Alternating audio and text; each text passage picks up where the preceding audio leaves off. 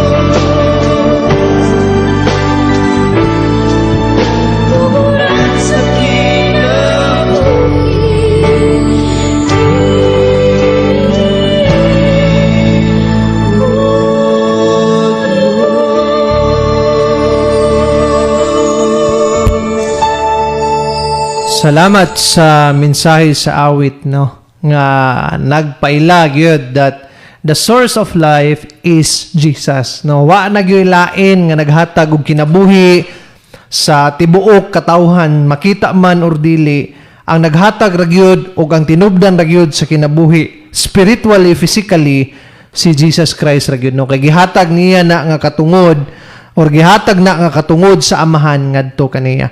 Mao nang mapasalamaton kita sa Ginoo sa kinabuhi nga iyang gihatag kanha kanato ug sa mga panalangin nga iyahang gipadayag ngadto sa iyahang anak nga mao si Jesucristo. Maminaw kita karon sa pulong sa Ginoo. Atong niagi naghisgot ta mahitungod sa pagpasaylo, mahitungod sa kung unsay presyo kung musunod ka diha kang Kristo, no, nga dili lalim nga musunod kang Kristo daghan kag isakripisyo. Ang imuhang mga bahandi usahay masakripisyo nato na mga kahuwander kay tungod lagi sa ato ang pagsunod kang Kristo. And this time, we are talking about wisdom from above, no? Ang kaalam nga nagikan diha sa langit or nagikan diha sa ato ang buhi nga Dios. Ang atong text makita diha sa Santiago kapitulo 3, bersikulo 13 hantod sa 18. Akong pagabasahon mga kahuwander. Niingon siya diri, ang pulong sa Ginoo, kung dihay kaninyo may maalamon or maalam o masinabtanon, kinahanglan ipakita niya kini sa iyang kinabuhi. Pinaagi sa maayong buhat o inubanan sa pagpaubos sa kaalam. 14. Apan kung sa inyong kasing-kasing ana ang hilabihang kasina o kahakog, ayaw pagpakasala batok sa kamatuoran, pinaagi sa pagpasigarbo sa imong kaalam. 15. Ang maong matang sa kaalam, dili langit nun, kundili kalibutanon, dili Dios nun, kundili iyawanon. 16. Diin ana ang kasina ug ang pagpaninguha alang sa kaugalingong kaayuhan lamang anaa usab ang kasamok ug tanang matang sa daotang buhat. 17. Apan ang kaalam nga gikan sa langit una sa tanan putli ug unya makigdaiton, maaghop, mahigalaon, maluluyon, maayog binuhatan. Dili usab kini pilian ug dili tigpakaron ingnon. Verse 18. Ang pagkamatarong mao ang bunga sa binhi nga gipugas nga makigdaiton diha sa kalinaw. So mga kahuwander, naghisgot ni about sa kaalam nga nagikan diha sa tuang buhi nga Ginoo. And always nako ning gi-remind when we talk about or when we read the book of James or Santiago, pag mubasa kitag Santiago, isa ra gyud ang direct nga gipadalan aning sulat. Ang mga Kristohanon or 12 tribes nga nagkatibulaag sa tibuok kalibutan. And ang gipadalan ani nga message is kadtong mga Kristohanon nga nagkatibulaag sa tibuok kalibutan. So now, malibog ta usahay ani mga kahuwander. Unsay difference sa kahibalo ug kaalam? Na usahay manggod magkarambula na siya. Usahay magamit nato ang kaalam imbis kahibalo, usahay pod magamit nato ang kahibalo imbis nga kaalam.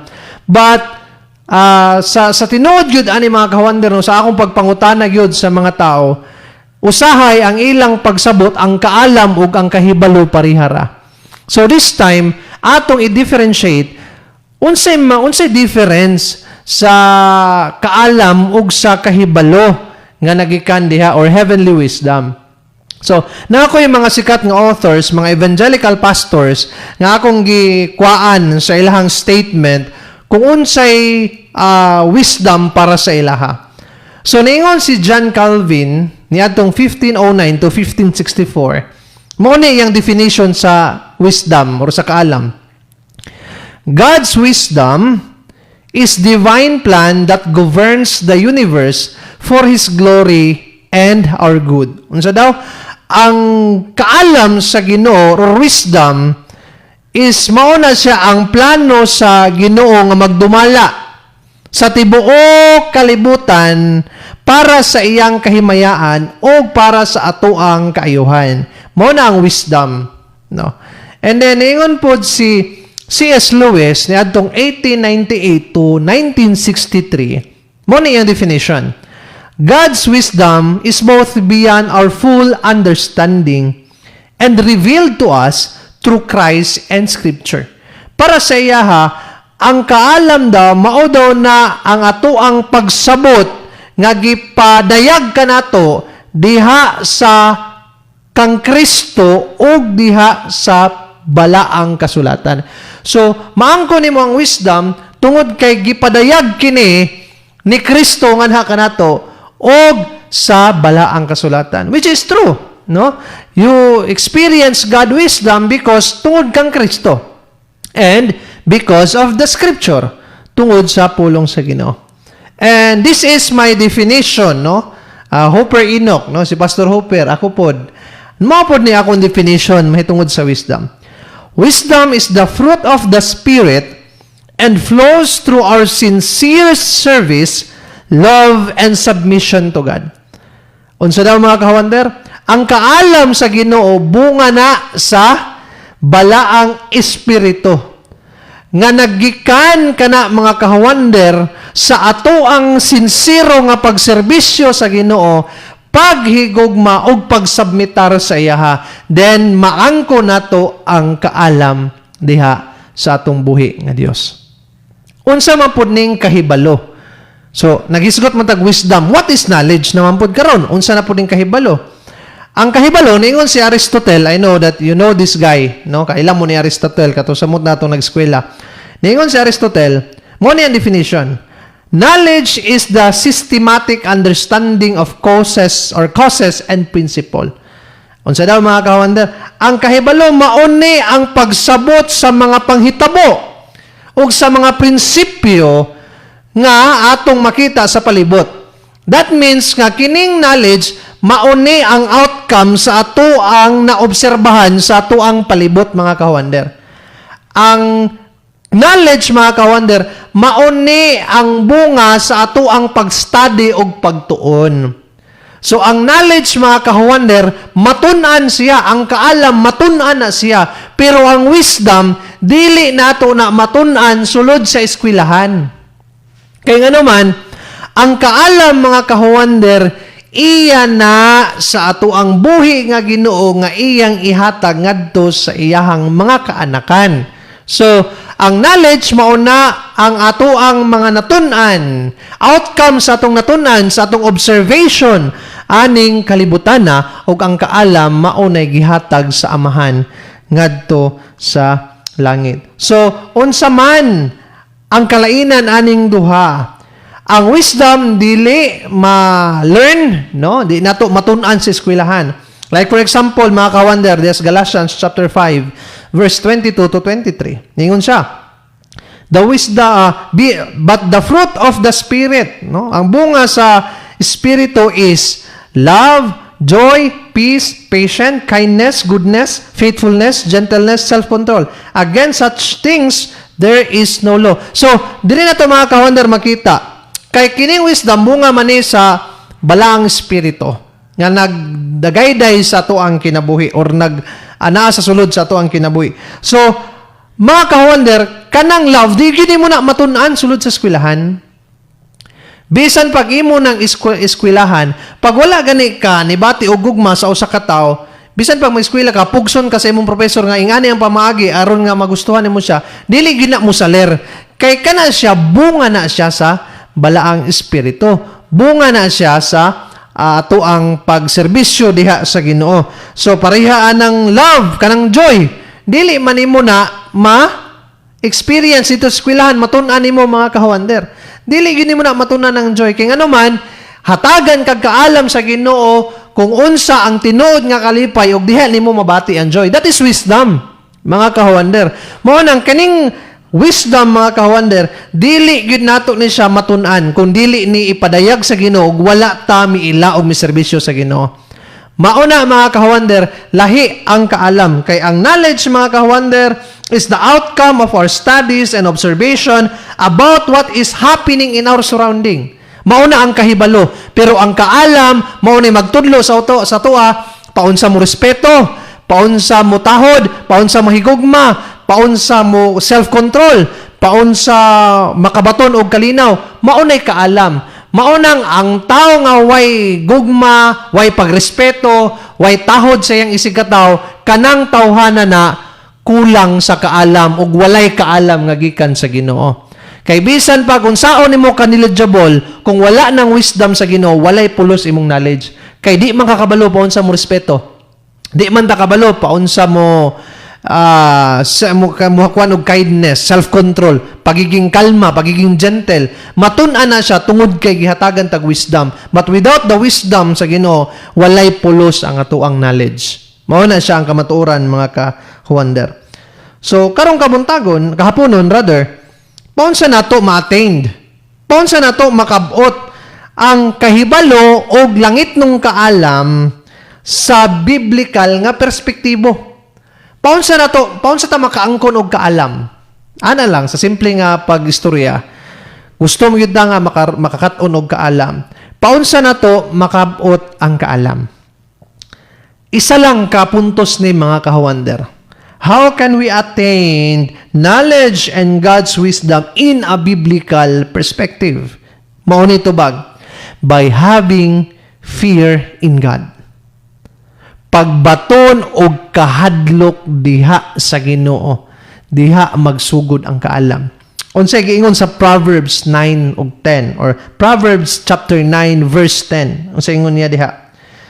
The fear of the Lord is the beginning of wisdom, and knowledge of the Holy One is understanding.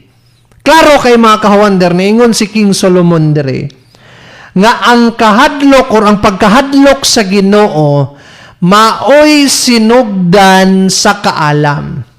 Diha magrut ang tanan. If you have fear in God, diha magsugod nga makabaton ta og kaalam or wisdom nga naggikan diha sa Ginoo, mga kahawander. And then ingon ang Proverbs 1:7, the fear of the Lord is the beginning of knowledge. So duha din ni mga kahawander. Kung mahadlokon ka sa Ginoo, duha ang imong mabatunan og maangkon, ang kahibalo ug ang kaalam. Kaya nga naman, diha sa 1:7, chapter 1 verse 7 sa Proverbs, ningon siya, the fear of the Lord is the beginning of knowledge. So doble ang iyang maangkon. Kung aduna tay kahadlok sa Ginoo, duha ang ato ang mabinipisyo, ang kahibalo ug ang kaalam tungod sa ato ang pagkamahinadlokon nga na sa Ginoo. But ningon siya dire sa B, fools despise wisdom in instruction. Sa Bisaya pa, atong kuano ni sa Bisaya, magsbugat ni, kadtong mga buang-buang, ilang giniglek, ug wala nila dawata ang kaalam o ang instruction. Kaya nga naman, dili man gusto ang taong buang-buang nga makorek sa kaalam sa Ginoo. No? So mga kahuwander, paunsa na to ma-attain, dapat naatay kahadlok sa Ginoo aron makabaton tag kahibalo og kaalam nganha nga nagikan sa Ginoo. No, like for example mga kawander no, inikuan lang sa una-una ba, ay sample ng wisdom pastor pinaagi sa kanang peace. Ingani mo guni, kung naa kay wisdom ni Lord, unya mahinadlokon ka sa iyaha, tagaan ka og wisdom. So kung naay mga kaguol nga mahitabo, mga problema nga mahitabo sa kinabuhi nimo ug diri sa atong kalibutan, tungod kay naa kay kahibalo nga ang tanan nga nahitabo iya na nga plano sa Ginoo, ang Ginoo manalipod kanako, ang Ginoo mag-provide taliwala sa mga panghitabuan ng kalibutan na diha dayon ka magkaroon og kalinaw sa pangunahuna tungod kay kanang imong klase nga pangunahuna kaalam na nga gikan sa Ginoo ug dili nimo na matun-an sa eskwelahan. Kay magubot ang kalibutan unsa may itudlo sa imong teacher. Moingon na imong teacher, mag-ano lang ta, mao ni ang nahitabo, mao ni na inflation, mao na nag-away-away.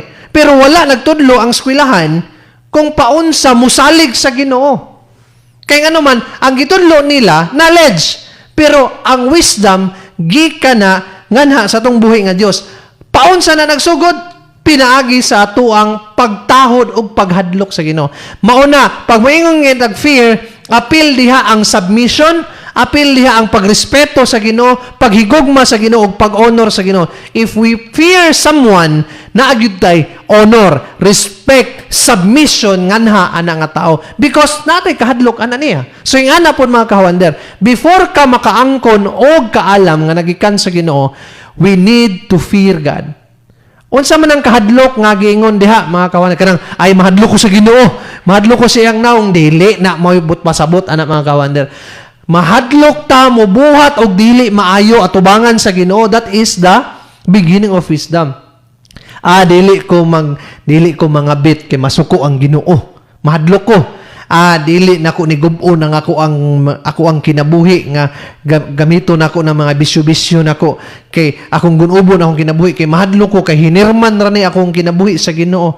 Dili ko mo kuan anang mga sugal, di ko mo kuan anang mga kuan kay mahadlok ko sa Ginoo. That is pagkahadlok sa Ginoo. That is fear of the Lord. Dili tong mura nagwakwak ang Ginoo kay mahadlok ta sila. Muna mga kahuander, no? The text is very clear that we can attain wisdom if we fear God. Mo gyud na sa ingon diha mga kahuander. And then kabantay mo mga kahuander karon. Naay mga bata nga walay mga respeto. Naay bata nga way tahod sa kanang mga tiguang. Naay mga bata na ganiti gulang pod, no? Naay mga bata nga mudako nga way batasan. Wa ga respeto, wa ga mahal sa iyahang isig kaingon. Nganuman, kay kita nga ginikanan, wala na to tudloi ang atong mga anak nga mahinadlokon sa Ginoo. Dali ra kay manumbag na atong anak, mga na. Mapasakitan lang na sila, manumbag din na sila. Mamalikas dayon na sila. Mahimo dayon na sila nga magrebelde dayon na sila. Dili nang rebelde ng musakas bukid ha. Magrebelde din na sila sa iyahang pamilya. Nganuman, sa gamay pa ang mga bata, wala na tutudluin nga mahimong mahinadlokon sa Ginoo. Maunang pagdako sa tong anak, mga buluyagon. Maunang, mintas bata pa mga kawander, magsugod na sa imuha mga kawander. Kung gusto kag maka-attain og wisdom nga nagikan diha sa Ginoo og makabaton ka aning tanan kaning bunga sa balang espiritu, magsugod na sa imuha nga kinahanglan mahinadlokon ka sa Ginoo. Dili kay istorya lang mga kawander. Ako, samot na nakoy mga kauban sa una ba nga pag makainom na kay maghisgot na relihiyon ba no? Kuya kay tripping imbes magkataw-katawa ang iping noon nila noon maghisgot og relihiyon. Unya ang ila bag yung mga kon mingon sila nga ako bitaw Brad bisan ing ani ko mahinadlokon yug ko sa Ginoo. Mahadlok yug sa Ginoo. Mayrag istorya. Sa istorya mahinadlokon pero ang kinabuhi murag way kahadlok sa Ginoo. So hinaot mga kahuander nga dapat mahimo butang modelo sa atong mga kaanakan nga magpakita ta og kahadlok sa Ginoo kay sundo na sa ato ang mga anak, no. So mga kahuander, magpadayon ta ani ato ang buluhaton ugma kay napamanta sa introduction man to mga kahuander, no.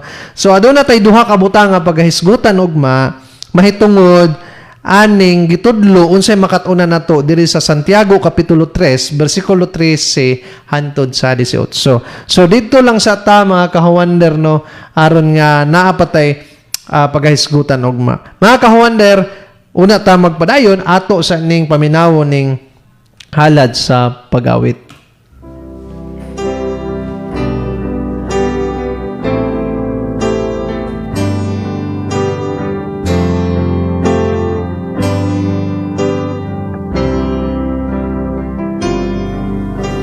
Diyos, ang kinabuhi ko,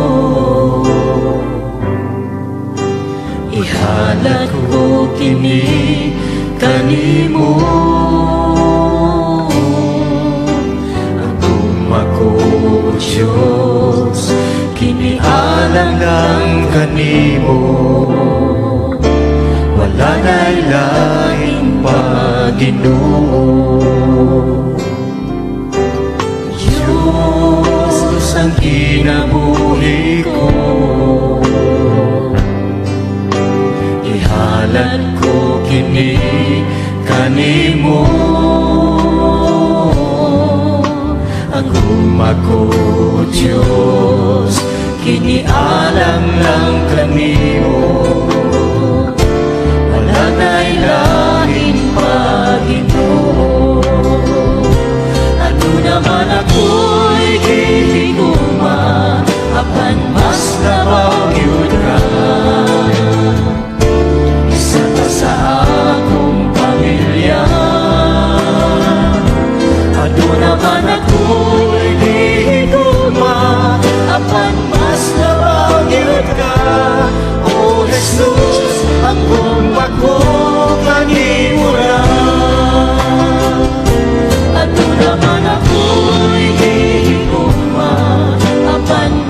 labaw yun ka. Isa ka sa akong pamilya. Ano naman ako'y hihiguma, apan mas labaw yun ka. O Jesus, akong kanimura. Diyos, ang kinabuhi ko, ihalad ko kini kanimo. Ako, Diyos, kinialang lang kanimo.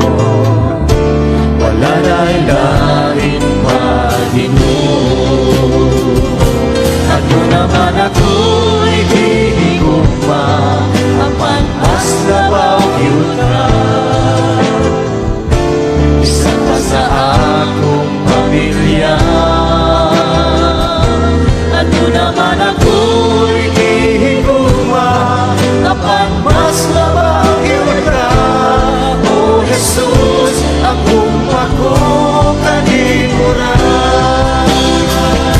Ano naman ako'y hihigugma, apan mas labaw yun ka. Isa ka sa akong pamilya. Ano naman ako'y hihigugma, apan mas labaw yun. Praise God, no? Doon naman tayo hinigugma apan mas labaw gyud ang atuang buhi nga Ginoo.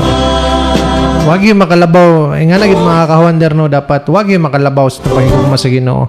Bisan pa nga atuang pamilya. Na may uban nga love you kay nila ilang family. Normal man na, pero dapat mas love na to ang Ginoo kay ang Ginoo mo'y naghatag sa tong pamilya.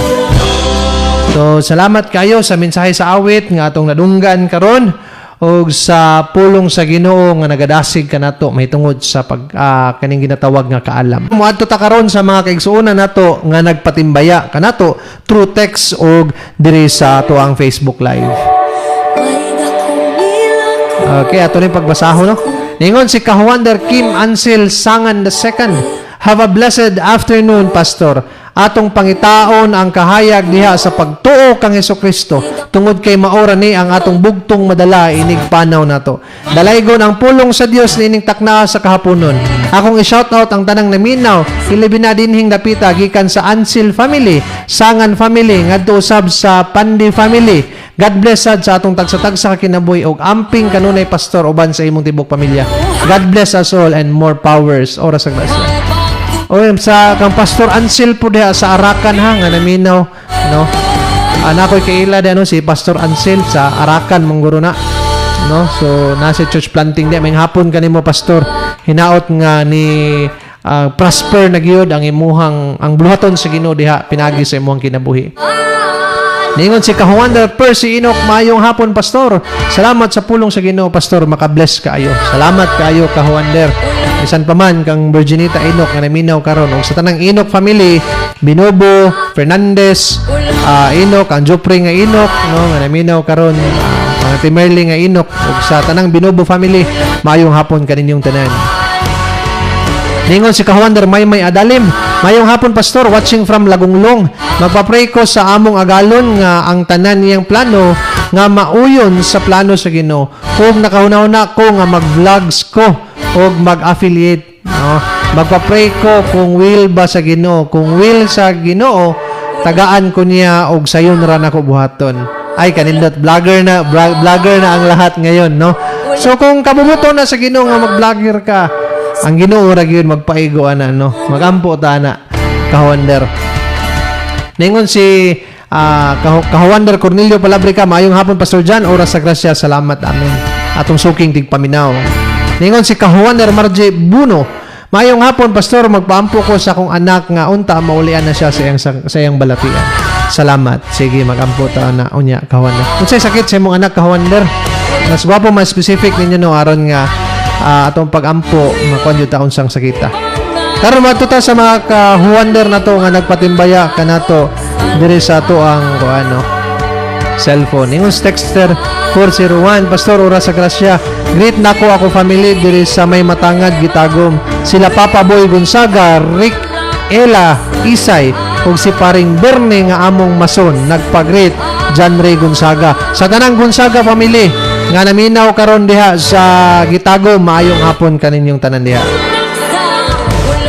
Texter 989, Pastor, magpa-prayer healing na pud ko. Pastor, imong tigpaminaw, Elvis go from Leyte, 5 months ng stroke sa lama. Automatic na, kawander, no?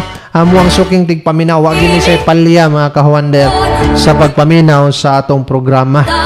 So sa tanan nga mga kawander nato diha karon nga naminaw, ato ang itapion ang ato ang mga kamot diha sa ato ang mga radyo, kay mag-ampo ko para ninyo, no, aron nga mamaayo ta sa itong mga kabalatian. Dili ako ang makaayo kaninyo, mga kahuwander, kundili ang atong buhi nga Dios, no? Salig lang yun sa Ginoo tanan, mga kahuwander, o kayuhon ta sa Ginoo. So mag-ampo ta sa tanan nga mga masakiton karon nga kahaponon.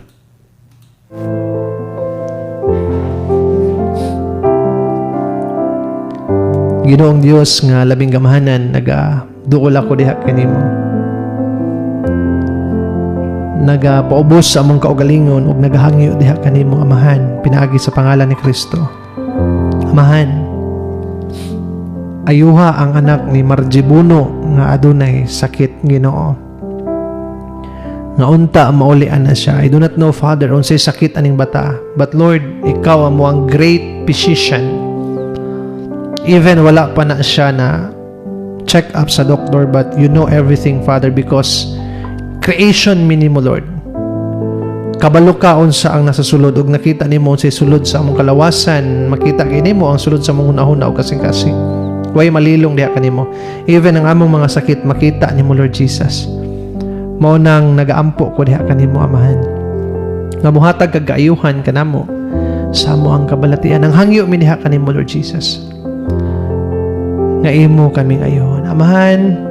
Bisan pa man si Elvis go, sila Maymay nga taga Puerto, mao ni amo mga suking tigpaminaw, Ginoo, nga nagaampo jud ko kanunay kanila, Ginoo. Nga ikaw gyud maghatag og kaayuhan kanila. Tanggala ang mga strongholds, Ginoo, silang kinabuhi.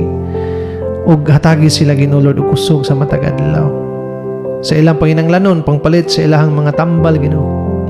Ikaw, Ginoo, Lord Jesus, mag-provide. Amahan, diha nimo walay imposible. Kabalo ko ug akong nasinati ang imong pagkagamahanan. In you nothing is impossible. Pinaagi sa pangalan sa imong anak.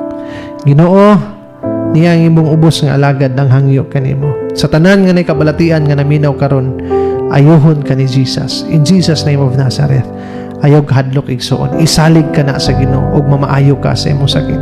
Ayog katalaw, ayog kahadlok. Duol kang Kristo ug siya ang muhatag og kaayuhan diha kanimo.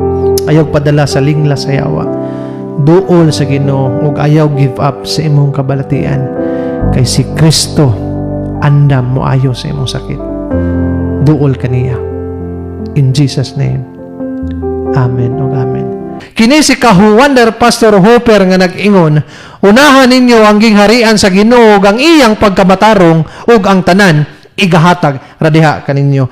Ang pinakamasaligan sa serbisyo publiko, Huwander Radio.